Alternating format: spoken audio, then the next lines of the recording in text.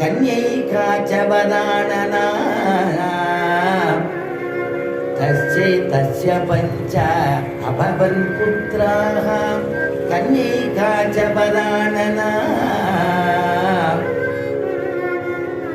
ஒரு குழந்தைக்கு கதை சொல்றதுன்னா எப்படி சொல்லுவேன்? ஒரு ஊர்ல ஒரு ராஜா இருந்தான் அப்படின்னு தானே ஆரம்பிக்கிறார். அதே மாதிரி நம்ம அப்படித்தானே குழந்தைக்கு கதை சொல்லுவோம். அதே மாதிரி இங்க சொல்ற ஒரு ஊர்ல ஒரு ராஜா ஆண்டுன்னு இருந்தான் ஒரு நாட்டை. அவன் பேரு பீஷ்மகன்னு பேர். அந்த பீஷ்மகன் ஆண்டதான இடத்துக்கு பேர் விதர்ப்ப தேசம்னு பேர். விதர்ப்ப தேசத்துக்கு தலைநகர் குண்டினபுரம் அப்படின்னு பேர். அந்த பீஷ்மகனுக்கு 5 புதல்வர்கள், 5 பிள்ளை குழந்தை, ஒரு பெண் குழந்தையா, கடைசியாக ஒரு பெண் குழந்தையா. 5 பிள்ளை குழந்தை. இதுல பேரெல்லாம் சொல்ற சுகபிரம்மம் பாகவதத்துல சொல்லும் பொழுது ருக்மி அக்ரஜகா ருக்மரதா ருக்மபாகுரனந்தரகா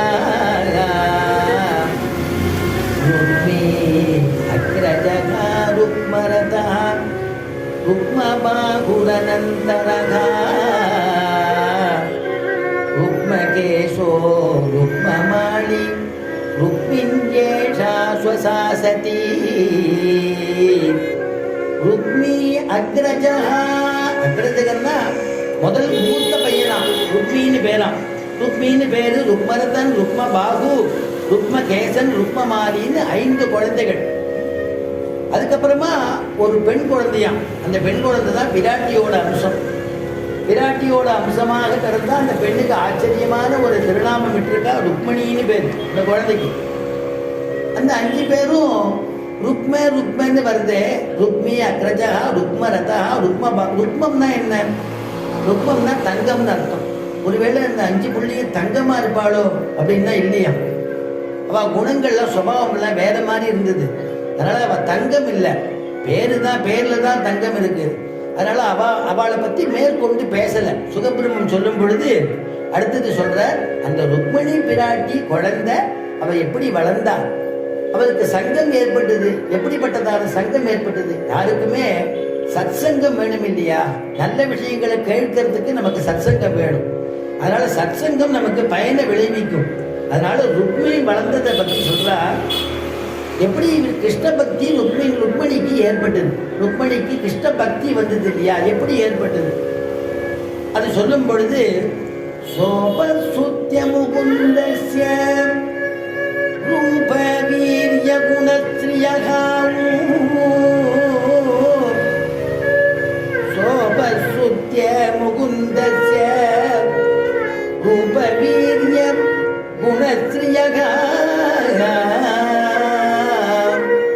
கிருகாகதைகீயமானாஹ தம்மேனே சத்ருசம்பதினு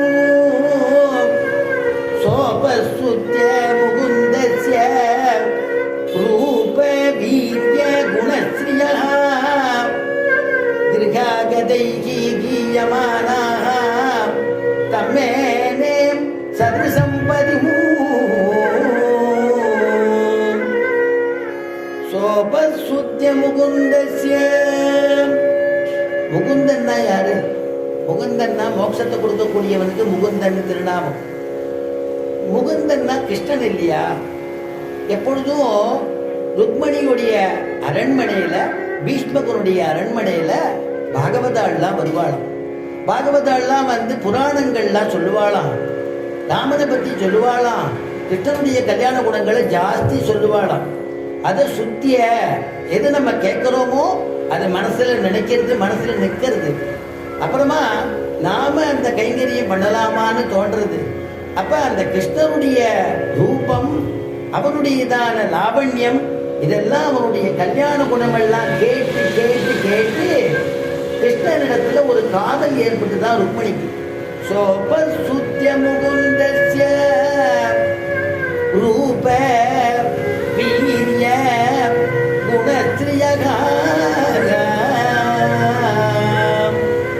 இருக்க ஆகதைகி ஆத்துக்கு வந்து சொல்லுவாளாம் பகவத் குணத்தை. அதனால அப்படி ஏற்பட்ட பொழுது என்னன்னா பெருமாளுடையதான ரூபத்தை நினைச்சுக்கிறான். ஆண்டாள் சொல்லலையா, வானிடை வாழும் அவ்வானவர்க்கு மலையவர் வேள்வி பரித்தவ